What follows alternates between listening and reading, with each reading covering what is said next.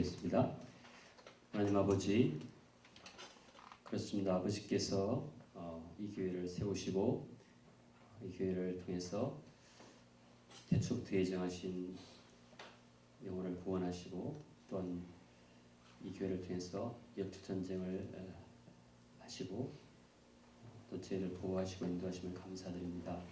오늘 저희들이 아버지 앞에 예배드리러 왔습니다. 저희들을 아버지 자비하심으로 만나주시고 인자하심으로 자비하심으로 예배를 받아주시고 인자하심으로 저희를 만나주시고 치유하시고 성령 충만 말씀 충만 또한 새롭게 하옵소서. 빈자리가 많습니다. 주님 이 일부 예배를 부흥시켜 주시옵소서. 예수님의 이름으로 기도합니다. 할렐루야. 여러분 사랑합니다.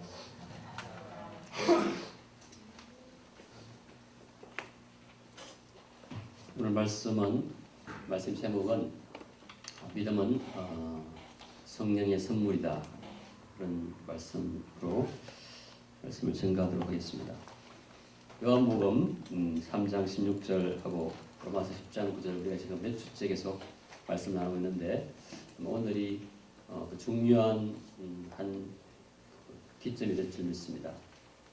자, 같이 한번 성경의 요약인 이 복음을 읽도록 하겠습니다. 같이 시작.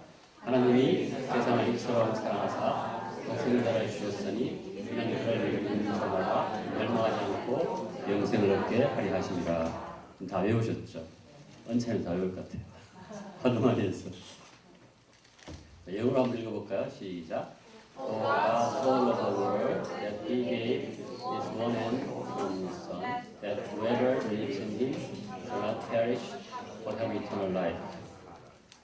이 복음의 핵심이 멸망하는 사람들이 멸망하게 돼 있다. 이게 지금 문제를 삼고 있어요. 멸망하게 돼 있는데 그 멸망이 대안이 없는 것이 아니라 영생을 얻게 하는 대안이 있다. 영생을 얻게 하는 대안이 뭐냐면 예수 그리스도 하나님의 독생자를 믿는 것이다. 이게 이제 핵심이죠. 이게 그렇죠. 그래서 이제 믿으면 예수 그리스도를 믿으면 멸망하지 않고 영생을 얻는다고 그러는데 그러면 믿음이 무엇인가를 우리가 다른 성경에서 이제 로마서에서 이제 말씀해 주고 있기 때문에 로마서 10장 9절 가는 거죠. 가봅시다. 정말 중요한 문제 아니에요. 그렇죠? 모든 인류가 멸망하게 되는데 그걸로 끝난 게 아니라 영생을 얻게 할 수 있는 방법이 있는데 그것이 믿으면 된다. 예수님을. 그럼 예수 믿는 게 무엇이냐? 읽어보겠습니다. 시작. 아담이 내로 예수를 서로 시인하며 또 하나님께서 그를 죽은 자 가운데서 살리신 것을 내 마음에 믿는 구원을 얻으라. 자, 그래서 믿으면 멸망하지 않고 영생을 얻는다고 그러는데 뭘 믿어야 되느냐? 예수 믿는다고 그러는데 예수님 믿는 것이 무엇이냐 하는데 두 가지였어요.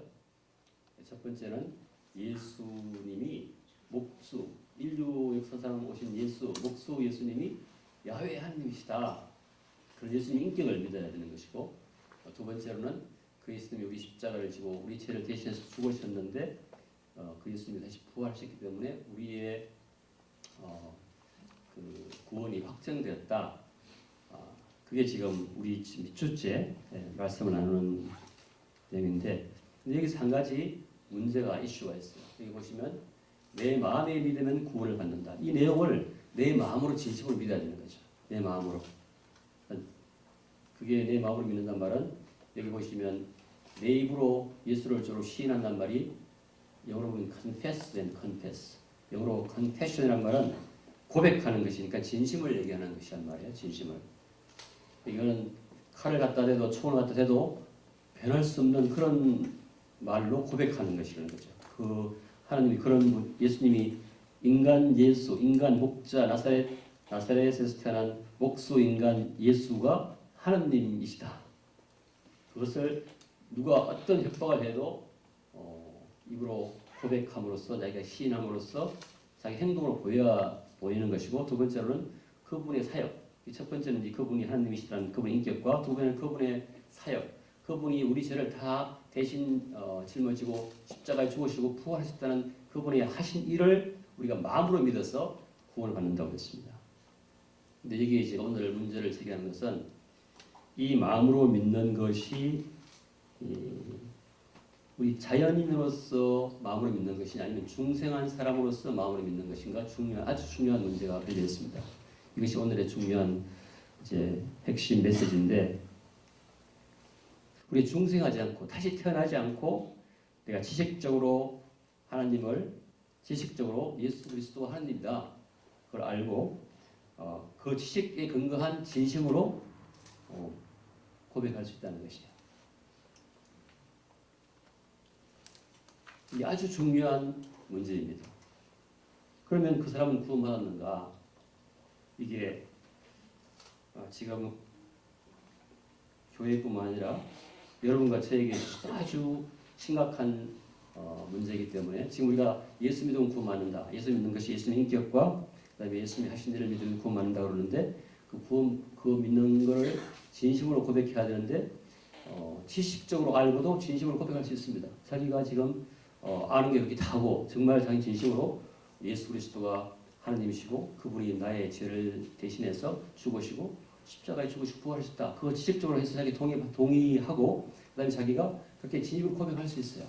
그러면은 구원받았는가? 여러분 어떻습니까? 여러분은 중생하지 않고 자연인으로서 다시 태어나지 않고 그냥 자연인으로서 그렇게 하신 겁니까? 아니면 여러분이 다시 태어나서 born again 다시 여러분의 생명이 다시 태어나서 그렇게 한 것입니까?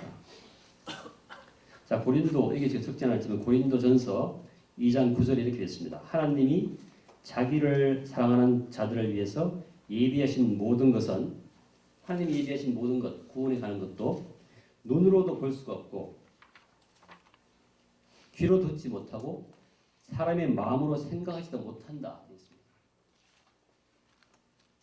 그러니까 우리가 하나님의 예수 그리스도 인격과 예수 그리스도 하신 일을 내가 다시 중생하지 않고 그냥 내가 지식적으로 알려고 해도 알 수가 없다는 것입니다. 그 본질을 알 수가 없다는 것이죠. 그러니까 바꿔 말씀드리면 내가 지식적으로 예수 그리스도 목수 예수 그리스도가 하나님이시고 그분이 하신 일을 내가 지식적으로 믿어가지고 마음으로 진심으로 고백한다 할지라도 구원에 이르지 못한다는 거죠. 이게 결국은 다시 말씀드리면 거듭남 없이 복음을 지식적으로 알고 동의하여 고백하는 믿음으로는 구원에 이르지 못한다. 예를 들면 C.S. 루이스라는 그런 사람이 기독교에 대한 완전히 그 반기독교에 있다가 사람 지식적으로 자기가 예수 그리스도를 시인하고 알고 해서 구원에 이룰 수 있다고 주장하고 있는데 그런 케이스 어렵다는 것이죠.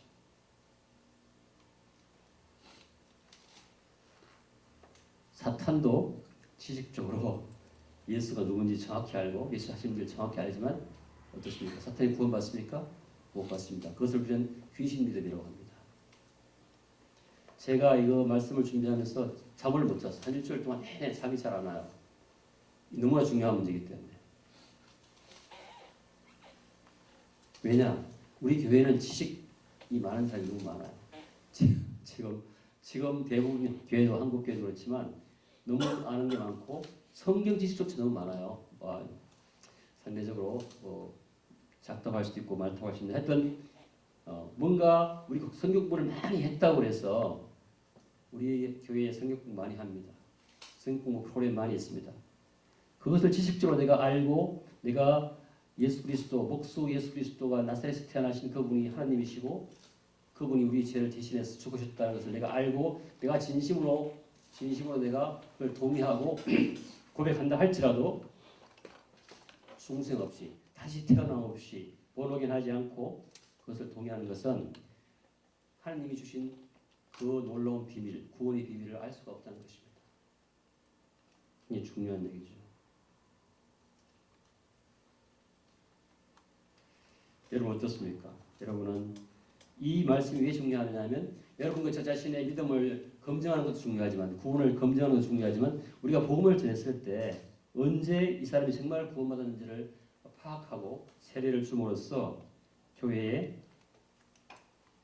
우리가 한 몸이 되게 하는데 이게 잘못하면 이 사람 팔이 아니라 돼지 팔 갖다 붙여서 이렇게 잘 작동해 날 수도 있습니다. 이렇게 중생 다시 태어나지 않고 지식적으로 예수 그리스도가 누군지 알고 예수 그리스도 하신 일을 알아가지고 자기가 그 진심으로 마음을 고백했다 할 때 그 사람에게 진정한 부흥은 없습니다. 신앙생활, 전도생활은 어렵습니다.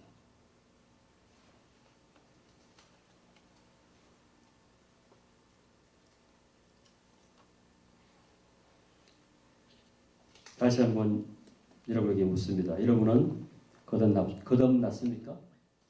여러분 모두 거듭났습니까?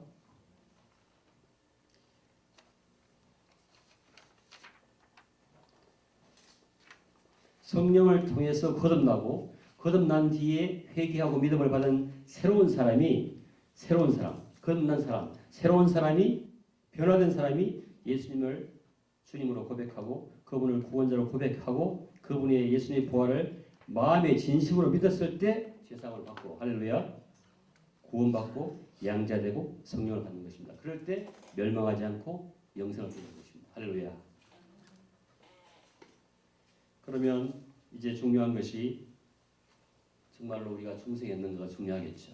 중생했는가. 그렇죠? 내가 중생한 사람으로서 예수 그리스도의 인격과 예수 그리스도의 사역을 진심으로 고백했을 때 우리가 죄사함 받고 구원받고 성령 받는데 중요한 건 그러니까 어떻게 하면 우리가 중생할 수 있는가. 에베소서 2장 1절 가보겠습니다. 자, 같이 읽겠습니다. 시작. 그는 우물과 죄로 죽었던 너희를 살리셨도다. You were dead in your transgressions and sins. 예수 믿지 않는 모든 사람들은 죽은 상태. 이 죽은 사람한테는 복음을 전해도 복음을 들을 수가 없어요. 하나님 예수님이 나사렛 예수 그분이 하나님이시다고 말해도 들을 수가 없는데 어떻게 다음 사건이 일어나겠습니까? 어떻게 믿음이 자라겠습니까? 어떻게 회개하겠습니까? 불가능한 겁니다. 이게 우리의 상태였고 우리가 복음을 전하는 대상입니다. 죽어 있다는 것이에요. 첫 번째 죽어 있으니까 아무것도 할 수 없으니까 어떻게 해야 됩니까? 살려야 되는 것입니다. 그게 본어게 다시 살려야 되겠죠.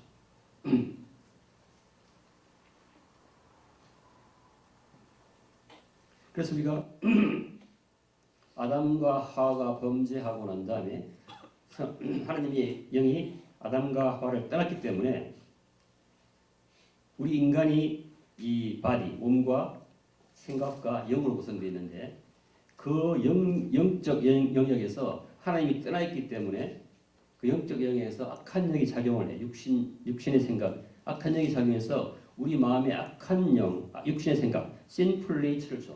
그래서 sinful nature 때문에 우리가 계속 죽어 있고 그대로 살아가고 그런 것이죠.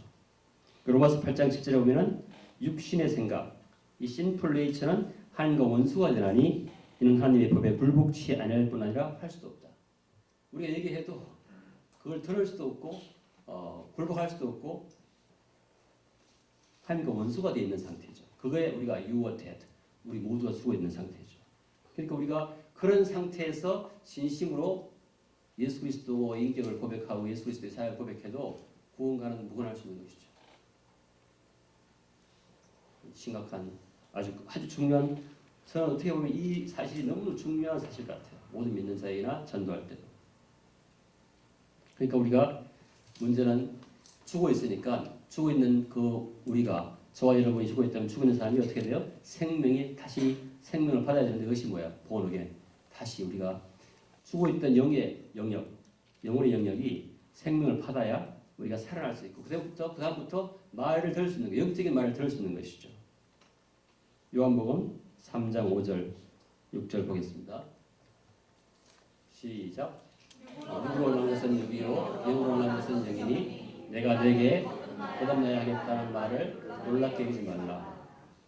이게 누구한테 한 말이죠? 예수님께서 니고데모에게 한 말이죠. 니고데모, 그렇죠? 그 니고데모가 예수님 밤에 찾아와가지고 얘기하잖아요. 예수님은 지적도 향하고 하나님의 사람이 아니면 당신 도저히 그런 얘기할 수 없는데 어떻게 된 겁니까? 그랬더니 네가 하늘 나라에 들어가기 위해서는 거듭나야 한다고 얘기했죠. 근데 여기 보시면 우리말로 육으로 난 것은 육이요 영으로 난 것은 영이란 말은 약간 저는 잘 이해가 안 됐는데 영어로 보면 flesh gives birth to flesh. 그러니까 누가 태어날 때 give birth 한다고 그랬잖아요, 그렇죠? 우리 지금 애가 애를 낳는다 어떻게 give birth. 그러니까 누가 아기를 놓으면은 우리 육신의 몸은 아기를 낳아주는 거죠. 육신의 몸을 낳아주는 거예요. 그러니까 그게 flesh give birth to flesh. 그러니까 아기를 놓으면은 아기가 태어나는 거죠. 육의 아기가. 근데 뒤에 보면 spirit gives birth to spirit 이렇게 있어요. 그러니까 성령이 우리가한테 있는 이 몸과 마음과 영의 영에서 이 영에 대해서 영의 영을 홀리 스피릿 성령이 영의 생명을 준다는 것이요. 결국은 영으로 난 것은 영이란 말은 영어로 보면은 저는 이해가 잘 되는데 성령이 우리에게 생명을 준다, 중생하게 한다, 다시 태어나게 한다. 할렐루야. 우리 육체는 부모로부터 받지만 그 받은 육체는 영이 없는 거예요. 그래서 그 영이 없는데, 그러니까 세상 영이 있는 것이죠. 하나님의 영을 인지할 수 있는 그런 채널이 끊어진 것입니다. 그러니까 아무리 하나님이 얘기를 해도 알 수가 없는 것이에요. 그러니까 우리가 어떻게 중생하니까 성령이 우리 영에게 생명을 줄 때, 우리 영이 살아날 때, 그때 우리가 중생하는 것입니다. 할렐루야. 그래서 이 성령이 우리를 거듭나게 한다. 할렐루야. 왜냐하면 Spirit gives birth to Spirit이니까. 사람이 몸과 마음과 영으로 되어 있다면 그 영의 영역에서 성령이 그 영을 살리는 것이에요. 그래가지고 우리가 거듭나는 것이죠. 육으로 한번 태어나고 그 다음에 영으로 한번 태어나는 것이죠. 그때 이제 우리 영이 살아나서 그 영이 성령과 교통할 수 있는 것이죠. 할렐루야. 놀랍죠. 그러니까 이 영이 태어나기 전에는 아무리 하나님 말씀을 해도 하나님과 원수가 되어 있기 때문에 들을 수도 없고 듣지도 못하고 원수가 되어 있고 그런 능력도 없다는 것입니다. 그것이 가장 큰 범죄의 비극입니다. 아담과 하와가 에덴 동산에 쫓겨났을 때 성령이 떠났기 때문에 그것이 바로 소외고 그것이 바로 고통이에요. 모든 고통이 거기서 오는 것입니다. 인간의 모든 고통이. 모든 소외가 거기서 오는 것입니다. 그래서 여기서 이 요한복음 3장 6절의 이 말씀이 정말로 복된 은총의 말씀입니다. 성령이 선물로 여기서 뭐 착하다고 준다든지 예쁘다고 준다든지 우리 교회에 예쁜 사람 많죠. 뭐 건강하다고 준다든지 이게 아니라 그냥 어떻게 돼요? 그냥 성령이 영에게 생명을 준다. Spirit gives life, give birth to spirit. 이게 바로 은총이고 여기서부터 모든 구원이 시작되는 것입니다. 할렐루야. 그래서 오늘 제가 말씀의 설교 제목 잡은 것도 이 구원이 여기서 다시 시작되기 때문에 이것이 바로 믿음은 성령의 선물이다. 하나님의 은총이다. 할렐루야. 하나님의 사랑으로 주어지는 무조건적인 은총이다. 누구한테 주는지는 하나님만 아시는 거죠. 태초부터 택하신 사람한테 주시는 거예요. 할렐루야. 자, 그러면 이게 어떻게 어느 순간에 오는지가 중요하겠죠. 근데 이것은 영이기 때문에 우리 의식할 수가 없어요. 종종. 우리가 이 몸과 생각과 사고체계와 영혼이 있는데 이 사고체계는 우리가 의식이 되죠. 뭐 어떤 생각이 들어오고 뭐 누구 사랑하고 싶은 마음도 들고 감정 지정이 있는데 이 영혼의 세계는 우리가 육체가 의식하지 못하는 곳에 있는 거죠. 그 길을 하나님께서 생명을 주시는 거예요. 그러니까 우리가 어떨 때는 내가 정말로 영이 생명을 받았는지도 몰라요. 그렇지만 성경에는 그것이 어떻게 언제 오는지 알려져 있습니다. 할렐루야. 알고 싶죠? 다음. 오늘 너무 재밌죠, 그죠? 베드로전서 1장 23절. 이것이 여러분과 저에게도 적용이 돼야 되고 전도할 때 반드시 적용이 돼야 되는 부분입니다. 자, 읽어보겠습니다. 시작. 너희가 거듭난 것은 썩어질 씨로 된 것이 아니요 썩지 아니할 씨로 된 것이니 살아있고 항상 있는 하나님의 말씀으로 되었느니라. 자, 우리가 성령이 우리 영에게 생명을 줘야 되는데 그래야 거듭나게 되는데 그 거듭나는 것은 어떻게 하냐면 썩지 아니할 것, 썩어질 씨로 된 것이 아니다. 세상에 있는 썩어질 것, 돈, 명예, 힘, 아름다움 이런 걸로는 그 영의 세계를 타치할 수가 없다는 것입니다. 다시 거듭나는 것은 뭘로 된다고요? 썩지 아니할 씨로 된 것이니 살아있고 항상 있는 하나님의 말씀으로 그 영이에게 생명이 보여야 된다는 것입니다. 할렐루야. 놀랍죠. 여러분 그런 체험했습니까? 이게 아주 미묘한 거예요. 그러니까 제가 이렇게 체험을 해보면 제가 전도할 때 영적으로 이렇게 상대방이 정말 이 사람이 거듭나는가? 그러니까 이것이 아주 미묘한데 이거를 이제 이렇게 결론부터 말씀드리면 하나님의 말씀이 선포되는 그 순간에 성령님이 생명을 주세요. 우리 사람한테. 하나님 말씀이 그러니까 성령과 말씀이 항상 같이 다니시는 거죠. 그래서 내가 하나님 말씀을 전도할 때는 그것은 그냥 나는 입술만 빌려주는 건데 그야말로 근데 그때 성령님이 역사하셔서 우리의 영에 생명을 주시는 거예요. 그때 생명을 받으면 그 사람은 본어겐 중생하는 것이죠. 살아나는 것이에요. 그때부터 눈이 번쩍 떠가지고 뭐가 들리기 시작하는 것이죠. 복음이 들리기 시작하고 하나님의 얘기 들리기 시작하고 할렐루야. 그래서 거듭나면 영의 생명이 주어지면 영이 살아났기 때문에 그 영을 통해서 계속 하나님 말씀이 들리고 그 말씀이 우리의 생각과 마음을 타치하는 것이에요. 그러니까 하나님에 대한 지식이 들어오게 되는 것이죠. 할렐루야.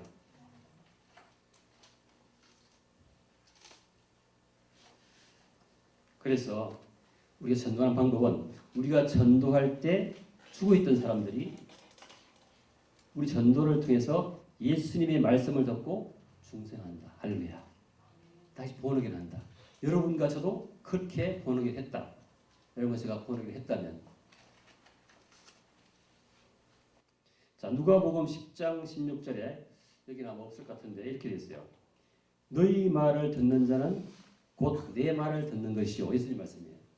우리가 밖에서 말씀을 전하면 우리의 말씀이 아니라 예수님 말씀을 듣는 것이고 너희를 저버리는 자는 곧 나를 저버리는 것이고 나를 저버리는 자는 나 보내신 줄을 저버리는 것이라 하시니라. He who listens to you listens to me. He who listens to you. 제가 밖에서 복음을 전하면 그 복음은 내가 전하는 것이 아니라 예수님이 전하신다는 거예요. 그때 성령님이 역사하셔서 영에게 생명을 주신다는 것입니다. 할렐루야. 그래서 우리가 보르게 다시 태어나 깜짝 눈을 뜨고 할렐루야. 그것이 고넬료 과정에 일어납니다. 사도행전 10장 44절. 사도행전 10장 44절. 고넬료가 기도합니다. 기도하고 베드로를 초청해요. 그때 베드로가 나와서 말씀을 전 거예요. 자 보세요. 같이 읽을게요. 시작. 베드로가 이 말을 할 때 성령이 말씀 듣는 모든 사람에게 내려오시니 할렐루야. 네. 이 상황을 여러분 잘 아시죠? 베드로가 고넬료가 기도하고 있는데 요바에 베드로가 와 있다고 알려주시고 성령님께서 또한 베드로가 또 기도하고 있는데 고넬료 집에 방문하라고 또 성령이 알려주세요. 그래가지고 기별을 해가지고 만나서 이제 베드로가 고넬료 집에 가죠. 갔더니 고넬료가 무릎 꿇고 막 절하려고 해서 그러지 말라고 하고 말씀을 전하기 시작하는데 그 말씀을 한 중에 어떻게 돼요? 성령이 말씀 듣는 모든 가족에게 내려오시니 할렐루야. 그래서 전도자 이것은 베드로를 통해서 복음이 예수님 말씀하실 때 성령께서는 듣는 자에게 성령을 주시고 그다음에 생명도 주신다 영에게. 근데 여기서 재밌는 것은 여기서 이제 본어겐 하게 되는데 우리의 영이 생명을 얻는 동시에 성령이 동시에 또 임할 수도 있어요. 할렐루야. 이 사건이 바로 그런 사건입니다. 이 사건은 그 사람들은 영이 없었어요. 근데 베드로가 말씀을 전가할 때 그때 이 사람들의 영이 살아나고 본어겐하고 그 동시에 그 회개가 일어나고 그다음에 그걸 믿어가지고 믿는 사람한테 성령이 주어져요. 할렐루야. 똑같은 사건이 베드로의 첫 설교에서 일어납니다. 베드로가 성령 마가다 학교에 성령 받고 12명이 쫙 서가지고 너희들이 죽였던 일에서 살아나셨다. 이건 요엘서에 이미 약속된 것인데 지금 그 성령을 받고 사람들이 이렇게 된 것이다 하고 했을 때 3,000명 사람들이 brothers, what shall you do? 형제, 우리가 어찌할꼬? 그렇게 하는 건데 그 말씀, 베드로가 말씀을 전하는 순간에 이 사람들한테 이 사람들의 영이 살아나는 것이죠. 할렐루야. 그래서 그 말씀을 듣기 시작하고 회개하기 시작하고 그때 베드로가 뭐라고 하냐면 회개하라. 그럼 너희가 죄를 용서받고 성령을 받으리라. 아멘. 우리가 중생해서 말씀을 듣고 내가 정말 잘못했구나. 회개하게 되는 순간 죄 사함을 받고 제산 받고 그 순간 세례 받은 바로 그때 성령이 임하게 되는 것입니다. 그러니까 케이스가 조금씩 다른데 저도 그런 경험을 많이 했습니다. 하여간 중요한 것은 성령님이 우리에게 중생을 허락하신다. 할렐루야. 이것은 완전히 언총이다. 할렐루야. 그리고 그것이 우리가 전도할 때 기억해야 될 사항들이다. 그래서 우리가 내가 복음을 전할 때 언제 성령님이 이 사람에게 중생을 주는지를 민감하게 끼어 있어야 되겠죠. 그렇죠? 그리고는 복음을 계속 전할 때 이 사람이 회개하게 되는 것입니다. 자, 그래서 요약하면 중생하면 하나님에 대해서 듣기 시작하고 하나님이 누군지 알게 되죠. 예수님이 누군지 알게 돼요. 아, 예수님이 정말 야훼시구나. 그분이 천지를 창조하신 분이구나. 그분이 나의 십자가를 내 죄를 대신해서 지시고 죽으신 분이구나. 알게 되죠. 그 다음에 그때 그러면서 큰일 났구나. 회개의 회개. 그 정상적인 일반적인 케이스를 보면 회개의 영이 임하고 회개가 일어나면서 성령님께서 믿음을 주시고 할렐루야. 그 다음에 신앙 고백을 하게 되는 것이죠. 그 신앙 고백이 로마서 10장 9절이 되게 되는 것이죠. 할렐루야. 저는 복음을 전할 때 그걸 민감하게 캐치한 다음에 준비가 딱 됐다고 생각하면 로마서 10장 9절을 딱 펼쳐요. 그러면 거의 예수님을 영접합니다. 그분이 하나님이 이미 택하신 사람이에요. 할렐루야. 자, 그래서 이것을 전도 차원에서 말하면 마가복음 16장 20절에 여러분 많이 들었죠. 마가복음 16장 20절에는 없을 건데 내가 너무 많아서 잘 적지 못했는데 제자들이 나가서 두루 전파할 때 주께서 우리가 지금 여기 전폭 나가서 전도하잖아요. 그럴 때 제자들이 나가서 두루 전파하면 주께서 따로 함께 오셔가지고 역사하셔서 그 따르는 표적으로 말씀을 확실히 전하니라. 할렐루야. 그래서 구원이 이루어지는 것입니다. 그래서 우리가 전도할 때 우리가 하는 거 아닙니다. 우리는 복음을 전하긴 하지만 정말 구원하는 분은 주님이세요. 할렐루야. 성령님이세요. 아멘. 그래서 우리가 정말 겸손한 마음과 사랑으로 복음을 전거해야 됩니다. 아멘. 전적으로 내가 뭐 할 수 있는 게 아니에요. 나는 그냥 순종하는 것입니다. 그래서 전적으로 주님께 의지하고 주님이 역사하시기를 기도해야 됩니다. 할렐루야. 제가 감옥에서 6명을 전도, 6명이 예수 영접해서 한 10명, 한 10몇 명을 복음을 전했는데 어떤 사람은 정말로 복음을 안 받아들여요.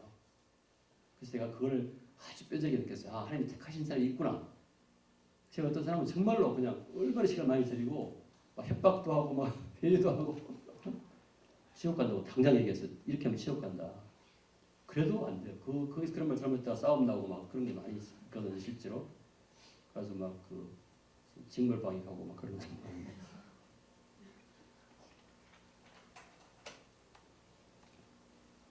그래서 예수님을 전도하는데 예수님이 예배하시는 사람은 그 자리에서 무릎을 꿇고 탁 눈물로 예수님 영접해요. 제가 너무 놀라지 않겠습니까? 그것도 첫날 방에서 갔는데 방장이 제일 무서운 사람입니다. 감옥에서. 근데 제일 늦게 온 저한테 저는 맨 마지막 가면 화장실 청소하게 돼 있어요. 제가 화장실 청소 잘해가지고 이제 집에서 하려고 아주 깨끗하게 해야 돼요. 그러니까 머리도 감을 수 있게끔 할 수 있어야 돼요. 나중에 예를 들면 그런데 그 사람 앞에서 무릎을 탁 꿇고 눈물로 해서 영접하는 것이에요. 제가 얼마나 놀랐겠어요. 어떻게 놀랐는가 하면 주님이 함께 하시는구나. 할렐루야. 그게 너무 위로가 돼가지고 그때부터는 힘이 안 나는 거예요. 그 방에 갈 때까지는 제가 막 병이 나려고 그랬어요. 신입방이라고 맨 처음에 가면 5개 정도 있는데 온갖 여러 사람 종류가 다 와요. 어떤 사람은 자기가 100몇 번을 감옥에 왔대요. 막 옷 다 벗고 막 돌아다니면서 잠 다 깨우고 못 가게 하고 막 꼴찌게 하고. 그래서 제가 잠을 못 자고 열이 막 나고 그래가지고 이거 정말 숙명하겠구나. 그렇게 기도했어요. 다음 방에 가면은 좀 예배도 드릴 수 있게 해달라고 기도했는데 첫날 가서 2시 정도 가가지고 또 소개하고 그 사람이 그렇게 하니까 방이 완전히 분위기가 확 바뀌었어요. 제가 얼마나 놀랐겠어요. 주님이 함께 하시네, 나와 함께. 내가 복음을 전할 때 주님께서 나와 함께 하셔서 거기 그 나이가 60이 넘은 대부분 60 정도 된 사람인데 처음 오는 사람 앞에서 무릎을 꿇고 있으면 응접하기 쉽겠습니까? 사람이 이건 불가능합니다. 눈물을 뻥 쏟아내면서 근데 그분이 성경을 그 사람이 무슨 안경을 예비 친구한테 줬대. 안경칩을. 자기는 그 사람이 필요해서 달라고 했었는데 그게 불법이 된 거죠. 그래가지고 징벌방에 가가지고 혼자 독방에서 불도 안 떠지는 방에서 벌벌 떨면서 성경을 2번 읽었대요. 예수 안 믿는 사람인데 우연히 갖고 와서 그거 다 읽었는데 읽어보니까 인생을 잘 헛살았구나 싶더래요. 근데 그 사람이 어떻게 할지 모르고 있었는데 제가 딱 간 거예요. 그러니까 이 사람이 너무 놀래가지고 이 사람도 그러니까 이게 다 뭐예요? 성령님이 예비하신 것이죠. 제가 한 게 아무것도 없잖아요. 그래서 저는 그 사람 말을 들었을 때 믿음이 왔어요. 이 사람이 예수님 영접할 시기구나. 할렐루야. 그리고 탁 했더니 그 좁은 방에서 무릎을 탁 꿇고 벽에서 그냥 푹푹 눈물 흘리면서. 근데 그 중에서 한 명은 막 칼자국도 막힌다고 막 몸이 막 이런 사람이 있어요. 계속 싸우는 사람이 있는데 그 사람이 40년 동안 자기 부모님하고 만나지 못하고 이혼한 상태고 한 번도 면회도 안 하고 그래서 제가 그 사람 보는 순간 너무너무 긍휼의 마음이 한 주시는 거예요. 딴 사람하고 막 다 싸우는데 저는 그 사람이 너무너무 안 됐으니까 제가 그 사람이 날 좋아해가지고 막 우리가 가만히 있었는데 텐트도 막 벗기려고 장난치느라고. 근데 이 사람은 제가 아무리 복음을 전하려 해도 성경을 못 읽고 겁이 나서 자기 죄가 너무 많대요. 자기 죄를 너무 많이 져서 못 읽겠대. 겁이 났어. 그래서 제가 근데 다른 책을 되게 많이 읽고 사람이 굉장히 머리가 좋아요. 제가 보니까 그래서 칭찬해줘요. 너가 정말 당신 머리가 좋고 그런데 그 머리로 성경을 읽으면 어떻게 했겠냐. 성경을 읽겠대. 참 재밌지 않느냐. 네가 다른 책은 그렇게 많이 읽는데 어떻게 성경을 못 읽느냐. 그것은 사탄이 너를 못 읽게 하는 것이다. 너 구원을 방해하는 것이다. 제가 직접 얘기했습니다. 사실 아니에요? 다른 책은 다 읽는데 성경 겁이어서 못 읽는데요. 그럼 그걸 이겨야지. 읽어야지. 그걸 못 읽는데 정말 못 읽겠대. 나중에 안 되니까 제가 나가서 읽을게요. 나가서. 제가 막 꼬집었어요. 덩치 이런 사람한테 꼬집. 그래서 이 사람이 나를 좋아하니까 밥을 한 상에서 먹는데 반찬을 막 젓갈로 해가지고 막 집어서 이렇게 안 먹을 수도 없고 반찬을 막 이렇게 있으면 이렇게 팍 이렇게 섞어가지고 나를 집어줘. 딴 사람들은 막 화가 나 있어요. 그렇게 한다고 또 그런 재밌는 얘기가 많이 있습니다. 반찬 먹을 때 한 번 집어서 잘 먹어야지 막 이렇게 하면 안 돼요. 근데 그걸 사람 가지고 또 나서 그래도 맛있게 먹었어요. 제가 많이 이렇게 사람이 좋아져서 왔습니다. 그런데 이 사람이 아무리 복음을 전해도 안 받았대요. 성경책도 안 받아요. 그러다가 100일이 지나면 다른 방으로 옮기게 돼 있어요. 이 사람이 다른 방으로 갔어요. 사람들이 너무 행복해. 이 사람이 가가지고 너무 행복하고 매일 싸우고 막 그러다니까. 근데 그 사람이 저한테는 빨래도 막 해주고 뭐 설거지도 제거 대신 해주고 그랬어요. 근데 딴 방에 가 있는데 그 사람이 딴 방에 가서 제 얘기를 한 거예요. 옛날에 있던 방에 이상한 사람이 있는데 텔레비도 안 보고 뉴스도 안 보고 계속 성경책 읽는다. 기도만 하고. 그래서 저도 이제 100일이 넘어서 딴 방에 가는데 갔더니 그 사람이 거기에 있는 거예요. 할렐루야. 그래서 제가 제일 이제 처음 제일 나중에 왔으니까 또 제가 제일 나쁜 위치에서 뭐 해야 되는데 그 사람이 내가 위치에서 잠도 자고 제일 불편한 곳에서 가면 각자 자리도 정해져요. 너는 여기서 자고 앉을 땐 여기 앉고. 근데 내 대신 자기가 그거를 짊어지겠다는 거예요. 그리고는 제가 기도했는데 가서 그게 또 방장이 있는데 방장 나한테 얘기해요. 자기는 예수 안 믿는데 불신자래요. 100만 명씩 앞에 놓고 막 데모하던 사람이에요. 근데 제가 또 기도하는 그날 가서 바로 얼마 안 돼서 기도하는데 이 사람이 전도해야 되겠다고 생각해서 전도했더니 바로 예수님 영접했어요. 할렐루야. 그렇게 반대하던 사람이 저보고 대놓고 이렇게 얘기해. 제가 목사란가 알고. 그래서 자기 예수님 영접하고 난 다음에 이렇게 얘기해요. 어떻게 내가 예수님 영접했지 모르겠는데요. 아마도 이 사람이 먼저 가있던 사람이 하도 나한테 얘기해서 그런지도 몰라요. 하면서 예수님 영접했어요. 예수님 영접하니까 방장이 다 지금부터 예배합시다. 다 모아가지고 매일매일 예배드렸어요. 그래서 할렐루야. 예수 믿는다고 했지만 예배 못 드리던 사람 같이 예배드리겠어요. 그리고 매일매일 성경 공부하고 매일매일 예배드리고 매일 찬송하고 할렐루야. 주님은 살아계십니다. 그래서 제가 그 방에서 사실 내가 얘기했어요. 그 예수 안 믿던 성경이 겁난다는 사람한테서 하나님 너를 얼마나 사랑하신 날 끝까지 쫓아와가지고 전도하게 하신다. 너무 놀라는 게 사람도 벌벌 떨어요. 참 이상하죠. 자기도 정말 너무너무 두려운 거예요. 하나님께서 나를 끝까지 쫓아와가지고 또 복음을 전하게 하니까 제가 집에 다시 사모님한테 성경을 다시 사고 복음 밑을 사가지고 다시 제가 읽으라고 그랬어요. 근데도 끝까지 안 읽어서 제가 성경책을 주고 왔는데 마지막에 성경이 바뀌긴 했어요. 할렐루야. 그래서 제가 너무 마음에 안 들어서 계속 마음에 와서 제가 지난주 목요일을 찾아갔습니다. 구치소로.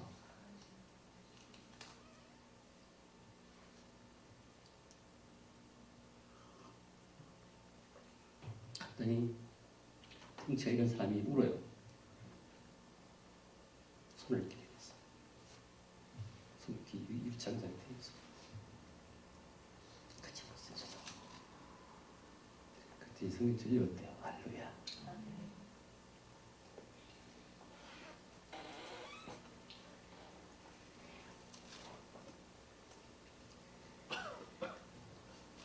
제가 그동안 감옥에 있으면서 예수님이 내가 감옥에 있을 때 네가 찾아왔고 네가 죽을 때 네가 밥을 줬다고 그러는데 사람들이 내가 언제 그랬습니까? 했더니 네가 가장 낮은 자가 감옥에 있을 때 찾아간 것이 바로 나를 찾아간 것이다. 제가 그걸 읽으면서도 한 번도 하지 못했어요. 그분이 가서 그 자리에서 그걸 하게 하셨죠. 할렐루야. 그때 자기도 성경을 읽었는데 잘 모르겠다고 그러면서 또 한 사람이 왔는데 성경책이 없어서 굉장히 답답했는데 자기가 성경책을 줬대요. 그러면서 너무 반가워해서 그 얘기를 하고 있는데 제가 면회를 간 거예요. 할렐루야. 그래서 갔다 와서 막 성취가 막 이따만 사람이 막 알통이나 막 나오고 막 여기 숨고있는 사람이 너무 양같이 순해져가지고 우는 거예요.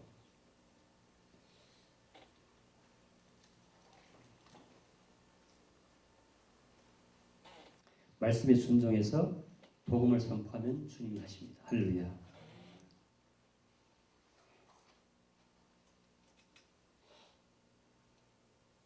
그래서 전도는 지식의 문제라기보다는 순종의 문제입니다.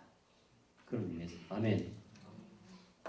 왜냐하면 내가 나가서 복음을 전할 때 그때 성령이 역사하시고 주님 역사하시기 때문에 그것은 지식의 문제보다는 순종의 문제. 그러니까 여러분들 나 몰라서 전도 잘 못하겠어요. 영어를 잘못해서 못하겠어요. 그런 얘기가 아니라는 것이죠. 물론 잘 알아야 됩니다. 하지만 더 핵심적인 문제는 전도는 지식의 문제가 아니라 순종의 문제이다. 할렐루야. 그때 우리가 복음을 순종해서 전할 때 그때 성령님이 영에게 생명을 주시고 할렐루야. 그때 우리 영이 살아나면 그때 복음이 전해졌을 때 그걸 알아듣고 믿음이 자라서 순종하고 고백하게 되는 것이죠. 아멘. 그래서 정 무엇 전할 잘 모르겠으면 교회에 와서 저한테 들어보십시오. 제가 지난주 수요일 날 유키가 왔는데 제가 이 예배드리고 마지막 축도하기 전에 딱 봤더니 마음이 확 불이 확 왔다 갔다. 그래서 제가 내려가서 5분만 얘기할 수 있는데 할 수 있다고. 그래서 그 수요일 날 예수님 영접했습니다. 할렐루야. 지난주에는 또 같은 시간 수요일 날 릴리라는 중국 자매가 또 앉아서 예배드리는데 제가 보니까 죽어있어요. 마음이 너무 안타까워. 또 전도했더니 예수님 영접했어. 할렐루야. 자, 그럼 이제 여러분 궁금하시겠죠? 중생했다면 어떨 때는 영혼에 다치기 때문에 내가 잘 모를 수 있는데 그 증거가 무엇이냐? 증거 어떻게 중생에서 복음을 들으면 성경 말씀을 들으면 이 성경 말씀이 하나님 말씀이구나 알게 돼요. 뭘로? 성령의 역사십니다. 할렐루야. 이게 성령의 내면적 역사입니다. 두 번째로는 성령이 생명을 줘가지고 영에 생명을 줘서 중생하면은 우리가 지금 어느 위치에 있는지 알게 돼요. 내가 죄인인 거 알게 되고, 할렐루야. 내가 구원받은 거 알게 되고. 이것을 뭐라고 하냐면 성령의 이중적 내면 역사라고 합니다. 성령이 두 가지 중요한 일을 해요. 내면적으로. 우리는 모르는 사이에. 의식을 넘어있는 영의 세계에 있으니까. 한 가지가 성경 말씀이 하나님 말씀인 것을 알게 되고, 할렐루야. 두 번째로는 그 성령님이 나를 조명해서 내가 지금 죄인인지, 내가 지금 의인인지, 내가 구원받은지를 알게 해준다는 것이죠. 이게 성령의 이중적 내면의 역사라고 하는데 이것이 바로 종교개혁의 핵심입니다. 지금 종교개혁 500주년 올해 기념입니다. 1517년 그때 종교개혁 했는데 지금 500주년 기념인데 이 종교개혁이 왜 일어났냐? 바로 이 구원 문제 때문에 일어난 것입니다. 그 당시 로마 캐톨릭은 인간이 구원받았다고 하면 건방지다고 얘기했어요. 그런데 이 성경을 본 이 루터나 이런 사람들 봤을 때 성령의 역사로 반드시 구원을 확정할 수 있다고 본 거죠. 바로 이 내면 역사 때문에. 성령이 우리한테 생명을 주시면, 우리 영에 생명을 주시면 그 영이 말씀을 듣고 이것이 하나님 말씀인 걸 알게 되고, 할렐루야. 그 다음에 그 성령이 나를 조명해서 내가 죄인인 것을 알 수 있게 해준다는 것이에요. 그 상태에서 복음이 들어가면 내가 그 복음을 믿어서 나중에 내 마음으로 중생한 사람의 마음 진심으로 내가 복음에 대해서 받아들이고 고백해서 구원을 확정할 수 있다는 것입니다. 할렐루야. 이게 종교개혁의 제일 중요한 핵심이에요.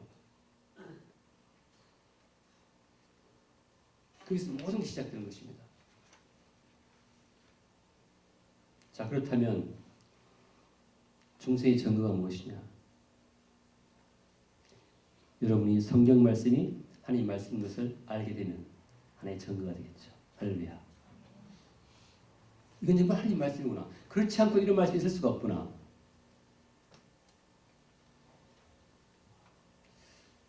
제가 어제 그 어떤 울산대 법대 교수님인가 옛날에 교회를 죽이려고 막 하다가 성령님이 조명하셔가지고 자기가 CTS를 봤대요. 왜냐면 교회를 알아야 교회를 죽일 수 있으니까. 보다가 그 목사님이 인간이 모두 죄인이다.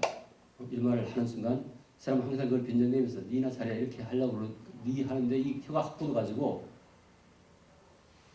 벼락을 맞은 것 같다고요. 그때부터 완전히 이 사람이 자기가 너무 죄인인 걸 알게 되고 자기는 어렵다고 해서 자기가 봤더니 교회가 모든 문제의 원인이라고 생각해서 교회를 죽이려고 그러는데 자기가 어렵다고 생각하고 근데 자기가 너무 큰 죄인이라는 걸 알게 됐다는 것이죠. 그것도 이 사람이 완전히 180도 바뀌어가지고 지금은 교회를 이렇게 세우는 데 앞장서고 있어요. 여러분 카톡에 막 돌아다닐 건데 한번 보십시오. 그래서 성령님 하시는 그런 것이죠. 그 순간 바로 역사해서 거듭나게 하고 바로 그 순간 회개하게 됩니다. 그러니까 첫 번째로는 내가 거듭나면 성경이 하나님 말씀인 것을 알게 되고 할렐루야. 두 번째로는 내 자신의 상태를 내면 상태를 보게 하시는 것이죠. 그래서 결국은 내가 죄인인 것을 알게 하세요. 내가 구원받기 전에. 그래서 하나님에 대한 두려움이 생기고 그래서 베드로가 설교했을 때 너희들이 어찌할꼬 형제 어찌할꼬라고 말이 나오는 것이죠. 할렐루야. 아멘. 이것이 바로 하나님에 대한 두려움으로 가득 차게 되고 내가 누구인지를 알게 되는 것이 중생의 증거입니다. 자, 이사야는 어떻게 했는가 보세요. 이사야는 이사야 6장 5절에서 화로다 내가 망하게 되었도다.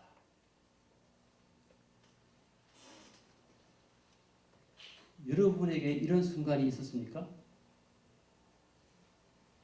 바울 얼마나 위대한 사도입니까? 로마서 7장 20절에 가고 있어요. 같이 읽겠습니다. 시작. 오라 나는 공고한 사람이로다. 이 사망을 향해서 누가 나를 건드리라. 자, 바울은요 이 말을 할 때 전도하고 있던 상황이에요. 로마서를 쓴 거죠. 가장 위대한 사도인데 이 로마서를 쓴 당시에는 이 사도 바울이 거의 이 사역의 마지막 단계입니다. 그러니까 숙성한 단계죠. 신앙인으로도. 근데도 뭐라고 그러냐면 오라 나는 공고한 사람이다. 우리말은 굉장히 아주 부드럽게 번역을 했어요. 영어로 보면 What a wretched man I am. wretched란 말을 제가 찾아봤더니 무슨 어떻게 쓰는지 아십니까, 여러분? 비참한 사람입니다. 비참한. 그 다음에 지독한. 그 다음에 견딜 수 없는 가정스러운 이런 사람이라는 거예요. 내가 정말 비참하고 정말 더 이상 비참해질 수 없는 그런 사람이구나. 내가 정말 지독하고 지독한 죄인이구나. 내가 견딜 수 없는 죄인이구나. 내 가정스러운 죄인이구나. 성령이 우리 안에 내주하셔서 성령이 우리에게 생명을 주시면 내가 누구인지를 아주 극명하게 보여주시는 거예요. 그게 성령의 내면적 역사예요. 저는 저에게 회개경이 있을 때 너무 똑같은 상황을 제가 맞이했습니다. 제가 여러분 몇 번 간증했지만 제가 예배드리기 위해서 저기 지금 저 뒤에 저도 앉아 있었어요. 사람들 환영합니다. 근데 예배 다 끝나고 나서 사람들이 막 돌아가는데 제게 온갖 구멍에서 제 몸에서 막 악취가 나는데 여기 말로 비참해요. 너무나 비참했어요. 죽을 것 같았어요. 너무 지독했어요. 냄새가. 악취가. 죄의 냄새가. 견딜 수 없었어요. 가정스러웠어요. 어떻게 했냐 그래서 이 앞에 달려 나올 수밖에 없었어요. 살려달라고 하나님 앞에. 오늘 주제는 사실은 거듭남입니다. 거듭나서 내가 영의 생명이 주어지면 성령의 조명하심으로 해서 내가 누구인지를 알게 되는데 그게 내가 죄인인 걸 알게 되겠죠. 우리가 너무 그 죄가 모두 외치면 아예 이런 것이에요. 여러분 그래서 죄 때문에 죽을 것 같은 회개가 있게 되는 것입니다. 사도 바울은 그래서 날마다 회개하는 거예요. 나는 공부한 사람이다. 이 사도 바울이 구원 못 받아서 얘기하는 것입니까? 아닙니다. 하나님께 용서를 구하지 않으면 당장 견딜 수 없는 회개입니다. 제가 그랬어요. 당장 강대상에 나와서 무릎을 꿇고 살려달라고 외쳐야 하는 회개예요. 이것이 중생의 증거입니다. 이것이 본어겐 내 영이 살아있다는 증거예요. 성령이 내 영을 살렸다는 증거입니다. 할렐루야. 이런 회개했을 때 우리가 부흥합니다. 우리의 삶이 부흥하고 우리의 생각이 부흥합니다. 할렐루야. 우리는 부흥해야 됩니다. 부흥해야 돼요. 하나님의 전신갑주는 진정한 회개로부터 시작됩니다. 할렐루야. 하나님의 군사는 회개로부터 시작돼요.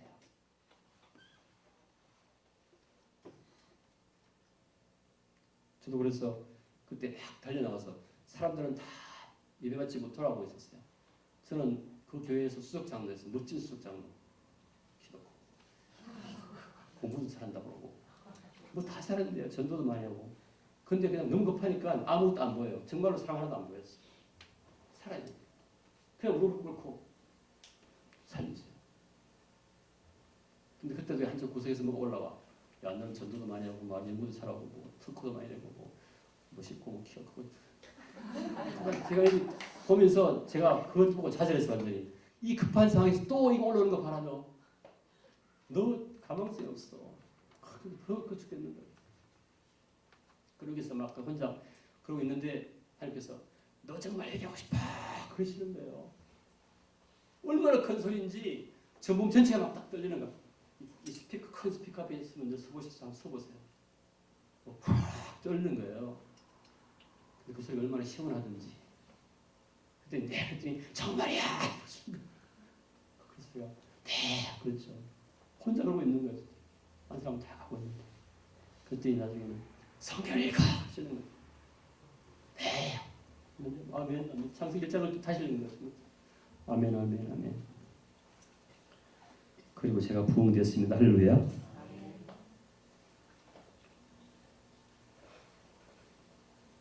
그래서 중생한 사람의 증거는 이런 회개 끝에 구원이 되는 갈망이 있어요. 제가 이 강대상에 뛰어나 구원받으려고 살아야 되니까.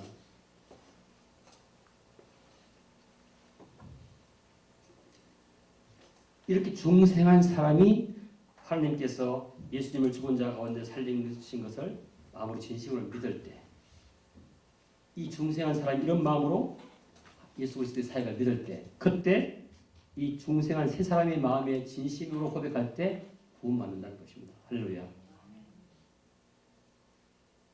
지식으로 그냥 동의하고 믿어서 진심으로 고백한다고 해서 구원 없다는 것이에요.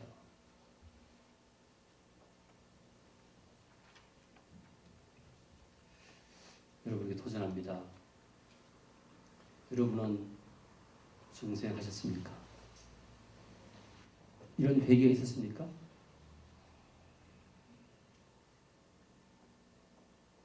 그럼 부흥합니다. 여러분 부흥하지 않고 전도 못해요. 전도 됩니까? 안 됩니다. 어떻게 전도가 되겠어요? 제가 전도할 때 어떤 사람이 그래요. 목사님 정말로 구원 받았나 봐요. 전도하는 거 보니까. 그렇게 느낀대요. 내가 말하는 게 정말 진심으로 들린다는 거죠. 그럼 제가 다 체험했으니까. 제가 이 구원 안 받으면 죽겠으니까 가슴 매달리고, 그러니까 제가 말하는 거 보고도 목사님 정말 구원 받았나 봐요. 구원 안 받은 사람이 그렇게 얘기해요.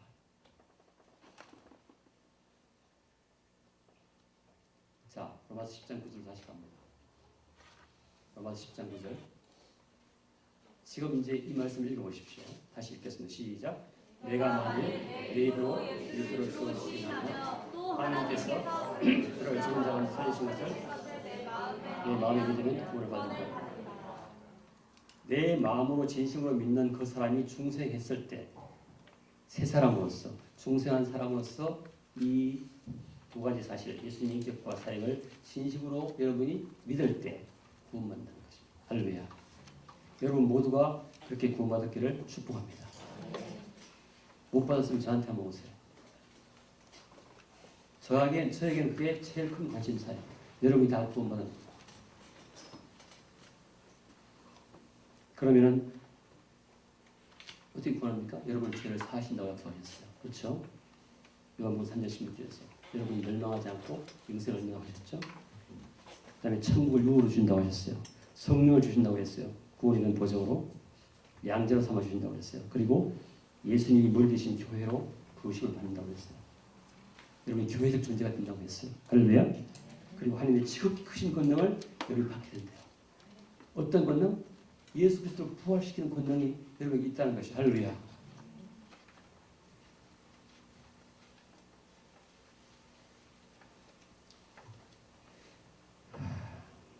자, 오늘까지 한 것은 이제